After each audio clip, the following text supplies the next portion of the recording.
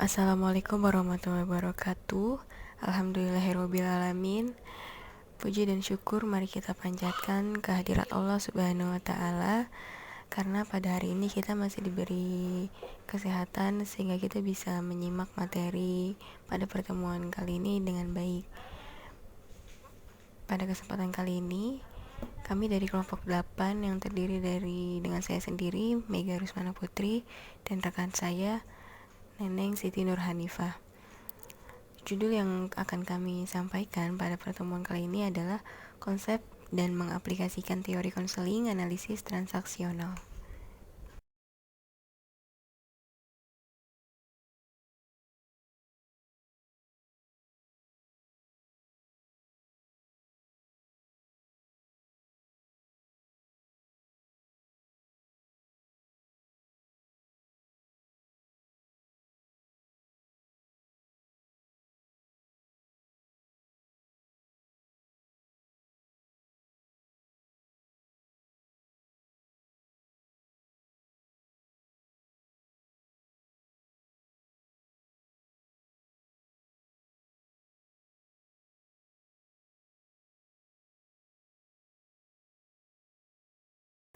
Langsung saja pada pembahasan yang pertama, yakni bagian A, pengertian analisis transaksional. Analisis transaksional adalah psikoterapi transaksional yang dapat digunakan dalam terapi individual, akan tetapi lebih cocok untuk digunakan dalam terapi kelompok. Pendekatan analisis transaksional terdiri dari dua kata. Analisis berarti pengujian sesuatu secara detail agar lebih mudah memahami atau agar dapat menarik kesimpulan dari hasil penguji tersebut. Sedangkan transaksional adalah unit pokok dari sebuah hubungan sosial.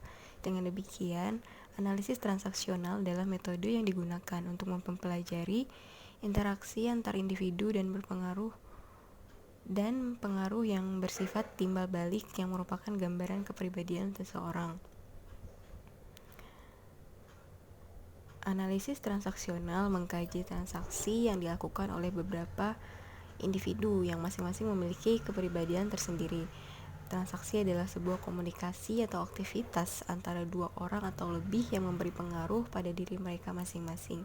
Dengan demikian, dapat disimpulkan bahwa analisis transaksional mengkaji dengan dalam mengenai proses transaksi, baik mengenai subjek pelaku transaksi, yaitu pihak yang terlibat dalam transaksi tersebut, maupun objek transaksi, yaitu bahasa verbal maupun non-verbal yang diungkapkan oleh para pelaku transaksi tersebut. Lalu analisis transaksional adalah pendekatan behavior kognitif yang berasumsi setiap pribadi memiliki potensi untuk memilih dan mengarah ulang atau membentuk ulang nasibnya sendiri. Analisis transaksional memandang kepribadian normal sebagai produk dari pengasuh yang sehat. Menurut Bern, kepribadian abnormal muncul dari aspek yang harus memainkan permainan tertentu untuk memperoleh persetujuan orang lain.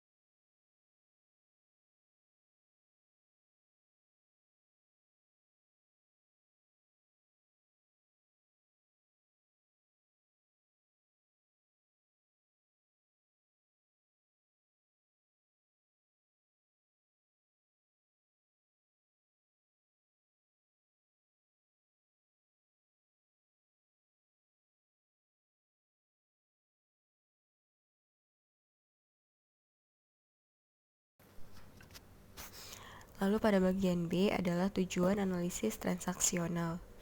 Tujuan dasar analisis transaksional adalah membantu konseli dalam membuat putusan-putusan baru yang menyangkut tingkah lakunya sekarang dan arah hidupnya. Sasarannya adalah mendorong konseli agar menyadari bahwa kebebasan dirinya dalam memilih telah dibatasi oleh putusan-putusan diri mengenai posisi hidupnya dan oleh pilihan terhadap cara-cara hidup yang mandul dan deterministik. Tujuan utama analisis transaksional adalah tercapainya otonomi yang diwujudkan oleh penemuan kembali karakteristik, yaitu kesadaran, spontanitas, dan keakraban.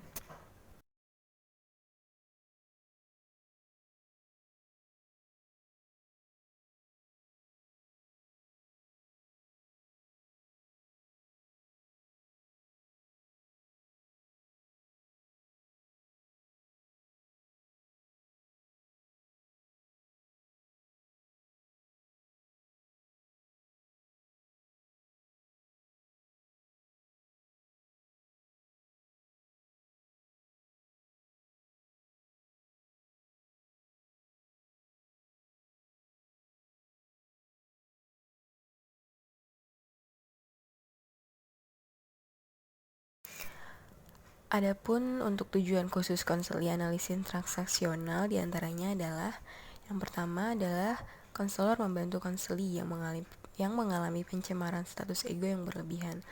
Lalu yang kedua, konselor berusaha membantu mengembangkan kapasitas diri konseli dalam menggunakan semua status egonya yang cocok. Ini juga menyangkut pula dalam memperoleh kebebasan dan kemampuan yang dapat ditembus di antara status egonya. Lalu yang ketiga, konselor berusaha membantu konseli dalam mengembangkan seluruh status ego dewasanya. Pengembangan ini pada hakikatnya adalah menetapkan pikiran dan penalaran individu.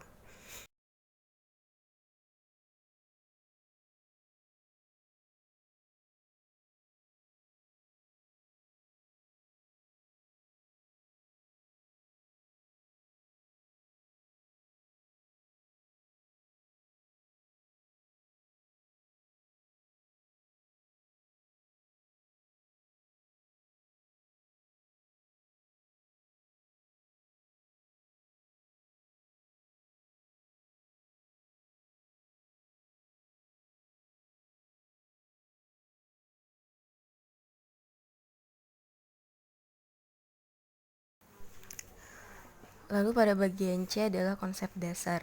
Beberapa konsep penting dalam pendekatan analisis transaksional yaitu injunksi dan keputusan awal, lalu stroke, naskah hidup, ego state, posisi hidup, games, dan membuat keputusan ulang.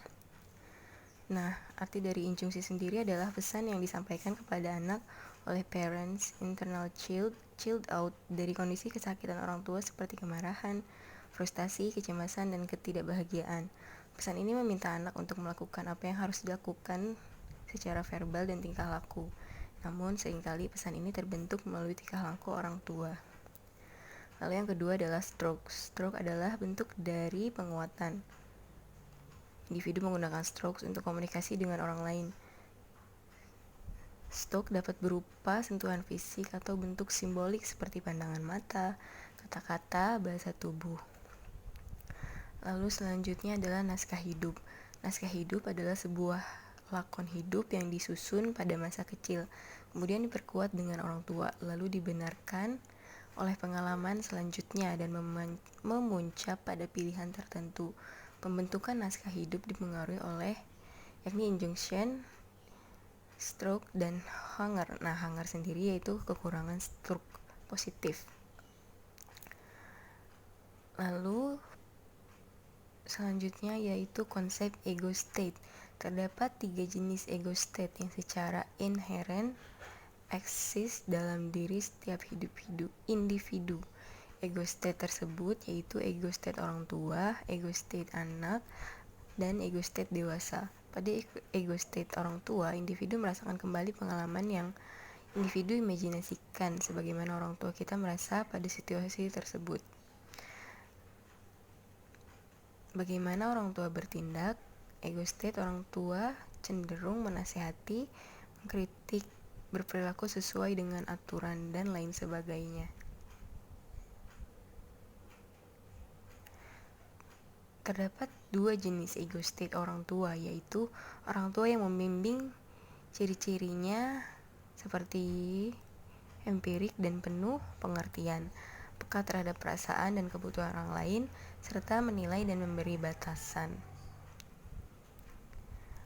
Lalu yang kedua, orang tua yang mengkritik. Ciri-cirinya yaitu cenderung menasehati, mengkritik, dan menggurui. Nah, pada ego state dewasa adalah memproses data. Hal ini ditandai dengan kesadaran bahwa data itu penting dalam komunikasi. Ciri-ciri ego state ini adalah berpikir logis berdasarkan fakta-fakta objektif dalam mengambil keputusan, diplomatis, tidak emosional, dan lain sebagainya. Nah, ego state anak-anak terdiri dari perasaan impuls dan spontanitas. Biasanya ditandai dengan spontan, memiliki kebutuhan, perasaan, dan keinginan untuk bereksplorasi, dan lain sebagainya. Di dalam ego state anak-anak ini terdapat 3 jenis, yaitu anak alamiah. Cirinya adalah spontan mengungkapkan perasaan dan keinginannya, baik emosi positif maupun negatif. Lalu yang kedua adalah profesor kecil, adalah anak yang menunjukkan kebijaksanaan anak-anak. Ciri-cirinya adalah egosentris, manipulatif, dan kreatif. Lalu yang ketiga adalah anak-anak yang menyesuaikan diri. Ego state yang melakukan penyesuaian diri terhadap ego state orang tua yang dinamakan orang lain.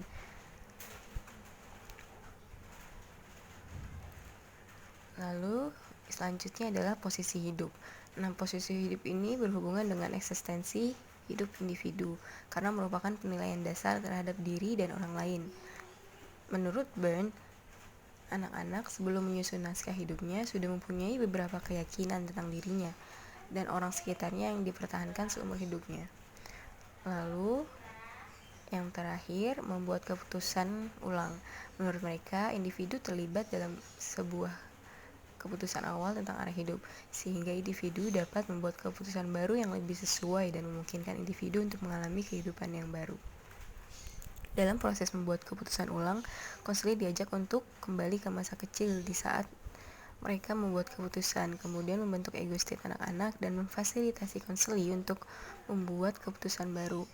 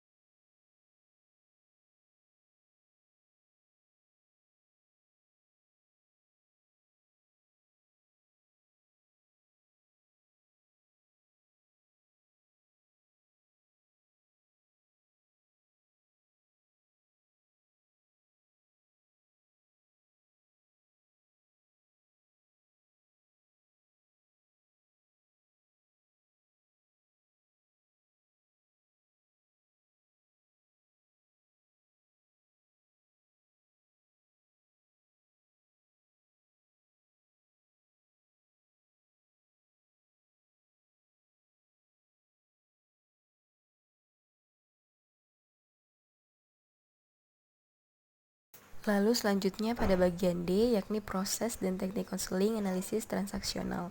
Berdasarkan keempat tujuan konseling yang tadi sudah saya jelaskan, kemudian dibuatlah suatu kontrak.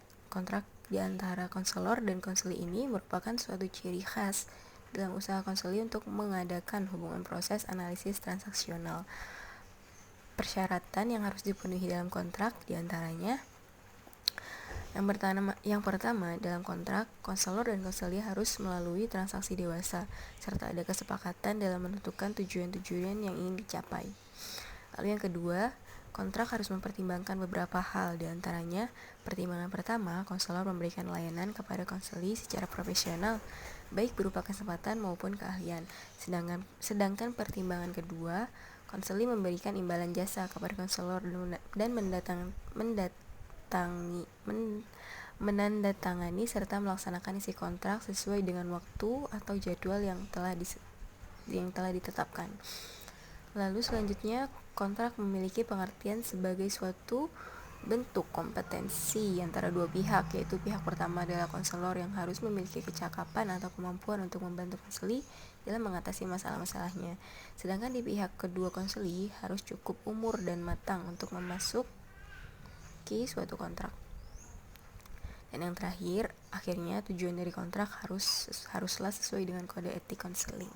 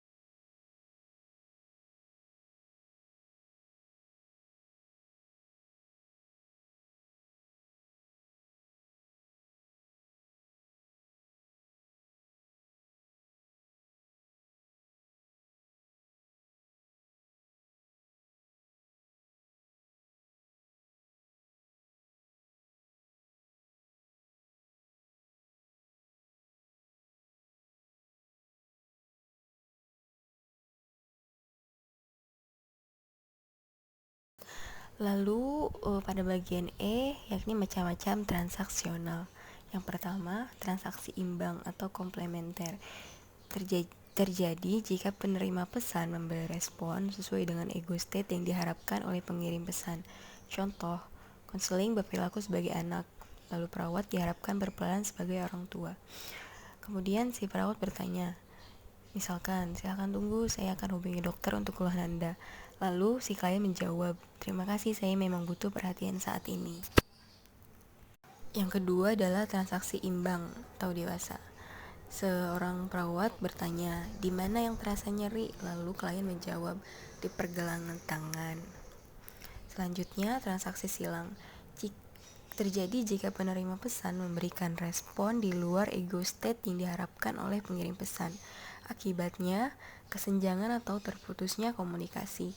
Contoh, misalkan istri bertanya kepada suaminya, mengapa pulang terlambat? Lalu suaminya menjawab, kalau orang baru pulang jangan ditanya macam-macam, ambilkan minum saja. Seperti itu. Lalu selanjutnya yang nomor 4, transaksi selubung atau tersembunyi. Transaksi yang terjadi di mana pengirim pesan menyampaikan pesan dari ego state tertentu, tetapi di balik pesan itu ia menyampaikan pesan dari ego state yang lain. Dalam berkomunikasi, kita sering mengirim sekaligus dua pesan yang diucapkan terang-terangan dan yang tersembunyi. Nah, sikap tersembunyi ini sebenarnya yang paling penting dan yang ingin mendapat respon, baik yang tersembunyi di balik kata-kata verbal atau non-verbal, tetapi ditanggapi lain oleh si penerima. Contoh, pada suatu petang, Dudung berkunjung ke rumah Nunung. Mereka asik sekali mengobrol karena ada bahan percakapan yang menarik. Ayah Nunung melihat ke arah jam dinding dan berkata, sudah pukul 11 malam, pernyataan tentang fakta yang disampaikan terang-terangan. Nah, pesan tersebutnya, bukankah sudah waktunya kamu pulang, nak? Ya, seperti itu.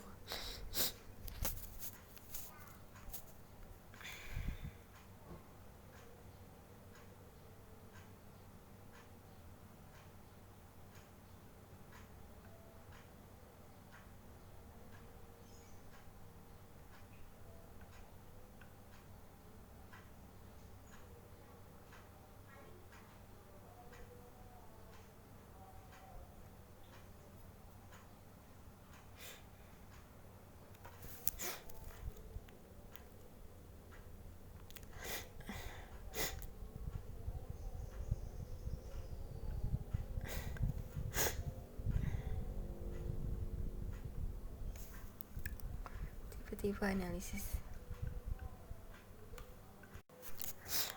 Pada bagian F, yaitu tipe-tipe analisis transaksional,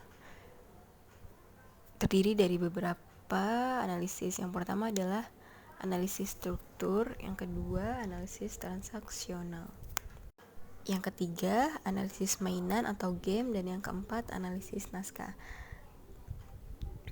Nah, yang pertama analisis struktur.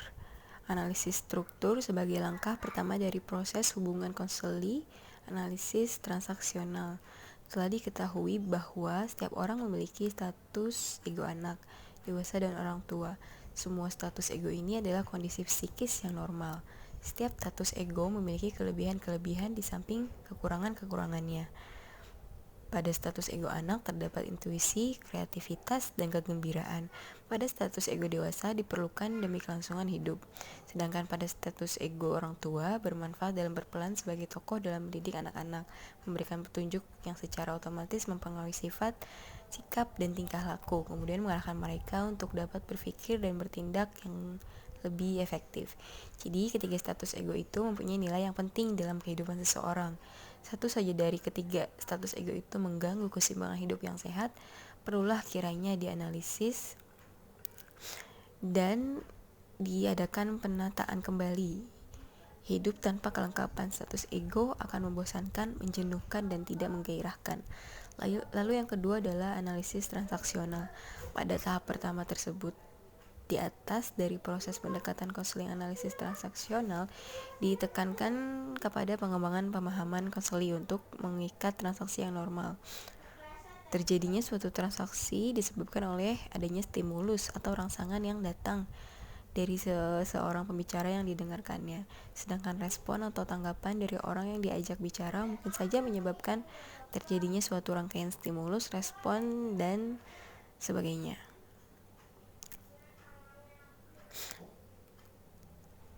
Lalu yang ketiga analisis mainan atau game. Game menurut Eric Berne merupakan suatu rangkaian transaksi terselubung yang berulang menuju pada hasil psikologis yang nyata yang telah dapat diduga sebelumnya. Suatu game memiliki 3 unsur penting, diantaranya transaksi yang nampaknya berjalan seperti biasa dapat berkulit seakan-akan transaksi berlangsung secara wajar. Maksudnya yang tersirat di balik ucapan adanya imbalan. Lalu unsur ini selalu ada dalam segala bentuk analisis transaksional dengan menggunakan game. Peranan konselor dalam analisis mainan apabila konseling benar-benar memotivasi untuk memperbaiki sikap, sifat, maupun kebiasaan yang dirasakan perlu untuk diperbaiki dan memerlukan bantuan dari konselor. Yang terakhir adalah analisis naskah. Analisis naskah merupakan langkah terakhir dari suatu tata laksana pendekatan konseling dengan berorientasi kepada analisis transaksional. Analisis naskah terjadi sejak masa si bayi masih dalam asuhan orang tuanya, di mana pada masa itu terjadi bentuk transaksi antara orang tua dengan anak-anaknya. Lambat laun dengan terjadinya transaksi antara anak dan orang tua, terciptalah suatu tujuan hidup atau rencana hidup yang dalam analisis transaksional disebut skrip atau bila diterjemahkan ke dalam bahasa Indonesia disebut naskah. Segi positif dari naskah adalah naskah itu bisa diubah karena naskah itu terjadi dengan adanya proses learned atau sesuatu yang dibiasakan atau tidak karena faktor bawaan. Tujuan utama analisis transaksional adalah cukup sepertinya. Dan pada pembahasan terakhir bagian F yaitu tipe-tipe analisis transaksional, terdiri dari analisis struktur, analisis transaksional, analisis game atau mainan, dan analisis naskah. Yang pertama adalah analisis struktur. Analisis struktur sebagai langkah pertama dari proses hubungan konseling analisis transaksional. Telah diketahui bahwa setiap orang memiliki status ego anak, dewasa, dan orang tua. Semua status ego ini adalah kondisi psikis yang normal. Setiap status ego memiliki kelebihan-kelebihan di samping kekurangan-kekurangannya. Pada status ego anak terdapat intuisi, kreativitas, dan kegembiraan. Pada status ego dewasa diperlukan demi kelangsungan hidupnya. Sedangkan status ego orang tua bermanfaat dalam berperan sebagai tokoh dalam mendidik anak-anak, memberikan petunjuk secara otomatis, mempengaruhi sifat, sikap, dan tingkah laku, kemudian mengarahkan mereka untuk dapat berpikir dan bertindak yang lebih efektif. Lalu yang kedua, analisis transaksional. Pada tahap pertama tersebut di atas, dari proses pendekatan konseling analisis transaksional ditekankan kepada pengembangan pemahaman konselio untuk mengikat transaksi yang normal. Terjadinya suatu transaksi disebabkan oleh adanya stimulus atau rangsangan yang datang dari seseorang pembicara yang didengarkannya. Sedangkan respon atau tanggapan dari orang yang diajak bicara mungkin saja menyebabkan terjadinya suatu rangkaian stimulus, respon, dan sebagainya. Lalu yang ketiga adalah analisis game atau analisis mainan. Game menurut Eric Berne merupakan suatu rangkaian transaksi terselubung yang berulang menuju pada hasil psikologis yang nyata yang telah dapat diduga sebelumnya. Suatu game memiliki 3 unsur penting, diantaranya transaksi yang tampaknya berjalan seperti biasa dapat berkulit seakan-akan transaksi berlangsung secara wajar. Dalam transaksi tampak adanya suatu maksud yang terselubung atau maksud yang tersirat di balik ucapan. Lalu yang terakhir, analisis naskah. Analisis naskah merupakan langkah terakhir dari suatu tata laksana pendekatan konseling dengan berorientasi kepada analisis transaksional. Analisis naskah terjadi sejak masa si bayi masih dalam asuhan orang tuanya, di mana pada masa itu terjadi bentuk transaksi antara orang tua dengan anak-anaknya. Lambat laun dengan terjadinya transaksi antara anak dan orang tua, terciptalah suatu tujuan hidup atau rencana hidup yang dalam analisis transaksional disebut skrip atau bila diterjemahkan ke dalam bahasa Indonesia disebut naskah. Segi positif dari naskah adalah naskah itu bisa diubah karena naskah itu terjadi dengan adanya proses learned atau suatu yang dibiasakan dan tidak karena faktor bawaan. Baik, kesimpulan pada pembahasan kita kali ini adalah pendekatan analisis transaksional diintegrasikan dengan beberapa konsep, antara lain anak-anak tumbuh dengan injunksi dan basi dari pesan orang tua dalam membuat pengambilan keputusan awal. Keputusan awal ini bertujuan untuk menerima stroke dari orang tua yang berupa penghargaan dan perhatian, serta memastikan pertahanan hidup yang berdasar. Pendekatan analisis transaksional adalah mengkaji dengan dalam mengenai proses transaksi, baik mengenai subjek pelaku transaksi, yaitu pihak yang terlibat dalam transaksi tersebut, maupun objek transaksi, yaitu verbal dan non-verbal, yang diungkapkan oleh para pelaku transaksi tersebut. Nah, tujuan utama analisis transaksional adalah membantu konseli untuk membuat keputusan baru tentang tingkah laku sekarang dan arah hidupnya. Untuk peran konselor adalah sebagai guru,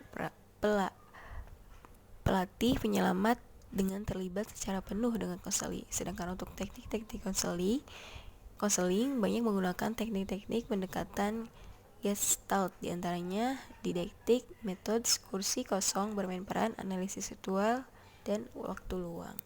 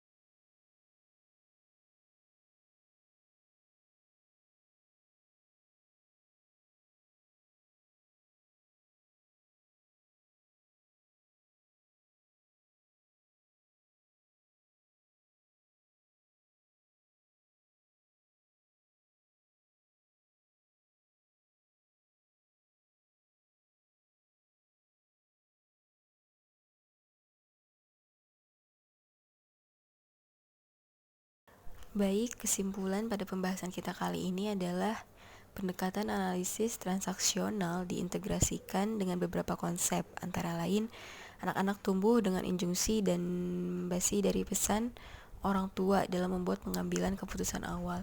Keputusan awal ini bertujuan untuk menerima stroke dari orang tua yang berupa penghargaan dan perhatian, serta memastikan pertahanan hidup yang berdasar. Pendekatan analisis transaksional adalah mengkaji dengan dalam mengenai proses transaksi, baik mengenai subjek pelaku transaksi, yaitu pihak yang terlibat dalam transaksi tersebut, maupun objek transaksi, yaitu verbal dan nonverbal, yang diungkapkan oleh para pelaku transaksi tersebut. Nah, tujuan utama analisis transaksional adalah membantu konseli untuk membuat keputusan baru tentang tingkah laku sekarang dan arah hidupnya. Untuk peran konselor adalah sebagai guru, pelatih, penyelamat dengan terlibat secara penuh dengan konseling. Sedangkan untuk teknik-teknik konseling banyak menggunakan teknik-teknik pendekatan Gestalt, diantaranya didaktik, metode kursi kosong, bermain peran, analisis situal, dan waktu luang.